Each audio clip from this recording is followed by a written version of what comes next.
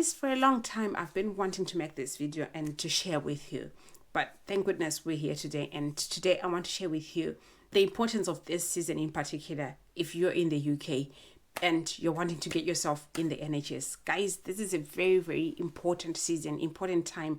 The first half of the year, this is when a lot of things will be happening in terms of recruitment. I say that according to my experience and that the experiences of friends and family, and also according to my research. I've been checked as far as recruitment events are concerned, and there's a lot of recruitment events coming up. Some have already passed, some are coming up, and coming up thick and fast.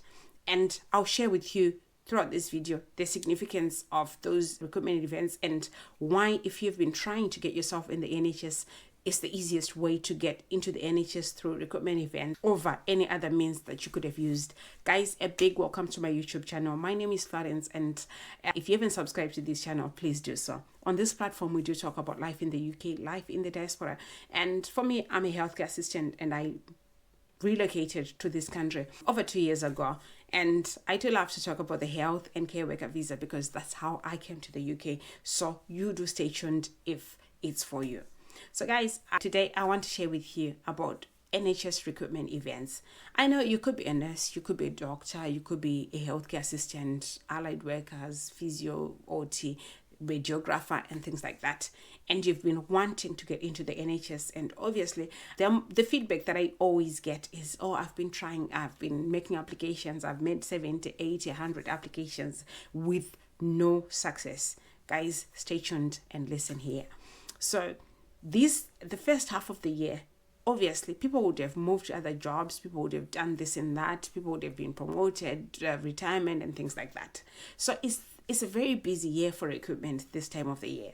So why it's so important for you if you're wanting to get into the NHS, you have to always be constantly checking for the trust around you, or if you're willing to relocate, you just look everywhere. So far, I think I've seen, I don't know, over 10 recruitment events have actually happened, and this is January of 2025. So you can imagine. Obviously, how this works is most of the organizations, most of these trusts, what they do is they require you to apply to attend the event. So rarely do you get walk-in recruitment events. Most trusts do require you to make an application. So obviously, this again points out the importance of a personal statement. But again, I would want to believe they will not be as strict, because the whole reason why they do arrange, or why they take the time to sit down and actually plan for a recruitment event, is they're having a target number in their head to say, would like to recruit maybe 60 healthcare assistants, or would like to recruit 30 nurses or whatsoever, or a bigger number depending on them. I don't know the numbers that they have in mind. So you can imagine where they want that number. What that means is the probability of you getting picked is quite high. Whereas when they put out an advert, they want one person, and you can imagine how many people will apply. You can imagine how many people will be invited for interviews, and you can imagine how good or how strict the selection criteria will be. So your best bet, if you've been trying to apply directly, your best bet would be for you to start looking at recruitment events. Never underestimate those recruitment events. And also, this does not take away from the fact that you need to do so well with your personal statement. I cannot overemphasize that. And if you're struggling with your personal statement, there's a video I did. I'll put the link in the description for you to go and watch that one and see if yours can match that one. I'm not saying it's the best, but it did the job and it got me into the NHS. So that's one of the things that you have to be at the back of your mind to say, they're looking at numbers. So what are my chances of getting recruited? I know a lot of people, and I've realized that I rarely do they drill down on specialty when they're holding these recruitment events. Normally when they hold recruitment events, they're just looking at the general, especially I'll speak on healthcare and how I got into the NHS anyway, is they were looking at healthcare assistants. They were not looking for specific specialties for people to join, right? And this was a bank recruitment event. So it's a great way of getting in. And I know there's this thing that I've been talking to friends and people that do consult with me to say, a lot of people do apply directly, right? But they're applying to specialized units, specialized wards.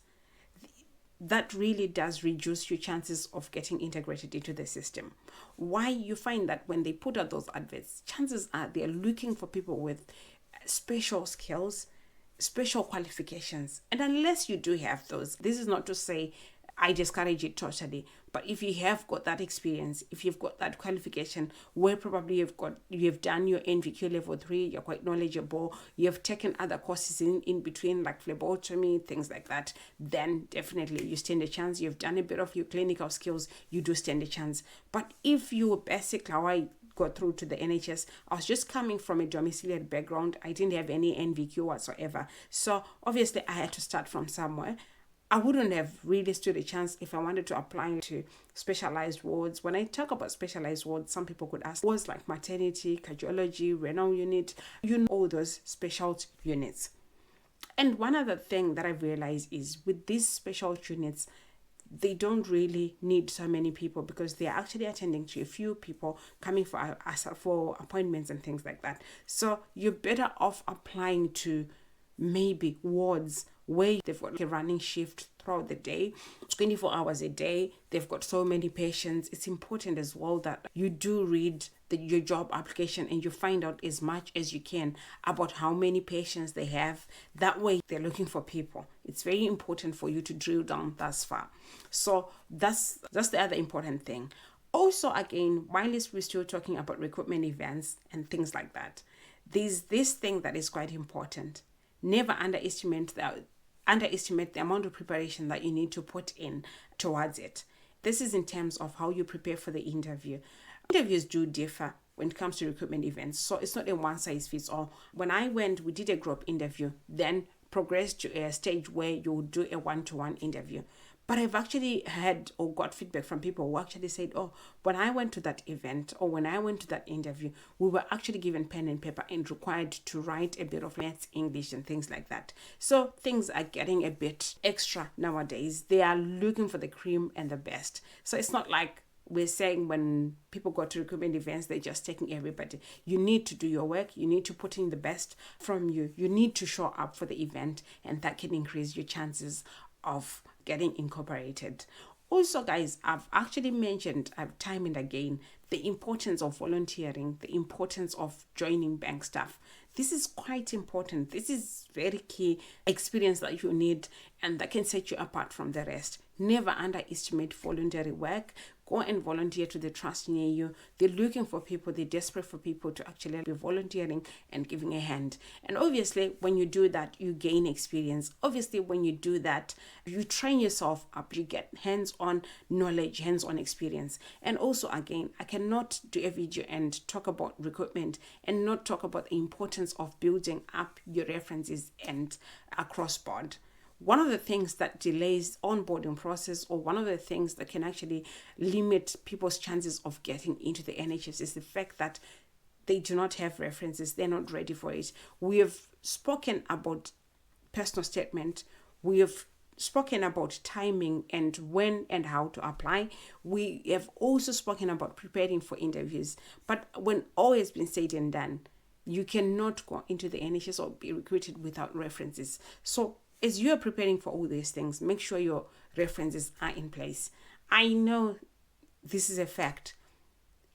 If you're working in this country and you're in care industry, some organizations, I'm not saying all, some organizations have got different policies when it comes to issuing references. So you need to know where your organization stands as far as this is concerned.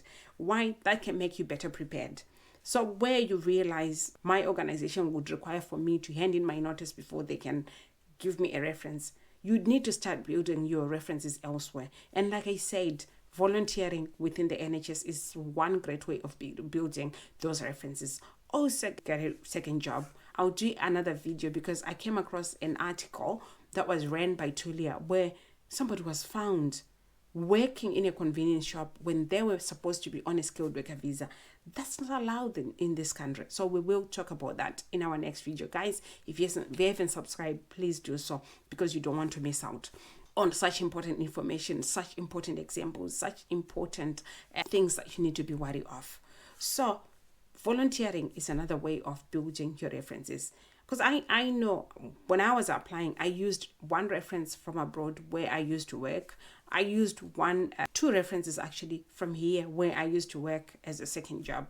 But what I had done, I had also worked for an agency, so I used a reference of them. So all these things are important for you to bear in mind, because again, not having these references in place could delay your onboarding process, or could end up, if you still fail to get those, you could end up losing an opportunity. So we don't want to be found wanting. This is a season where we know the first 6 months of the year, the NHS is busy with recruitment. The NHS is busy filling in vacancies and make sure they are fully staffed well in time before summer, because summer is busy, winter is busy as well. So these are some of the things that we want people to be prepared for. We want people to have well in advance. Last but not least, another way of you getting a good reference is join an agency. I know a lot of people will be asking like, but there's what about my 20 hours? Just make sure you're sticking to your 20 hours, whether you're going to an agency or you've found a part-time job that you work. These things that I'm talking about, I do them. So I know what I'm talking about is doable. And I know there's this one question that's always asked. This question is asked: if I do a second job, will my employer know? Guys, I don't want to influence anybody or say anything that could end anybody in trouble, but I want to give you a tip, right? One thing that I want to answer today is there's no way that an employer can know about you working for another employer. It's impossible. The HMRC does not share that information with them. So they've got absolutely no way of knowing unless you tell the next person. And as you know, you might tell that next person and say, please don't share.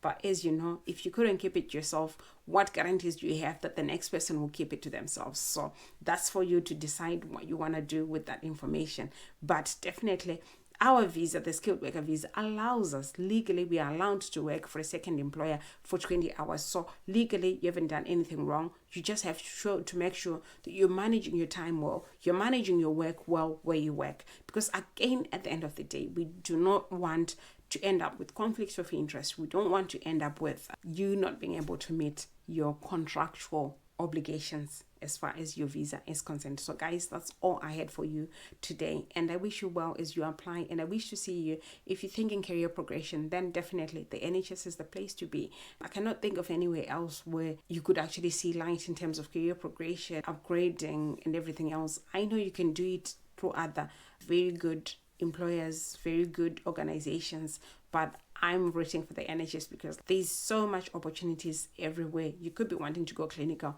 there is opportunities. You could be wanting to go the allied route, there is opportunities. You could be wanting to pursue the administrative route, again, there are pathways for that. And obviously you'll be looking at which organizations can I join that would then lead to me studying or upgrading without having to pay. And so that's why I'm pointing you in that direction, because I'm already on that direction and I see where my life is going. So guys, that's all I had for you today, and I will see you in our next video. Bye.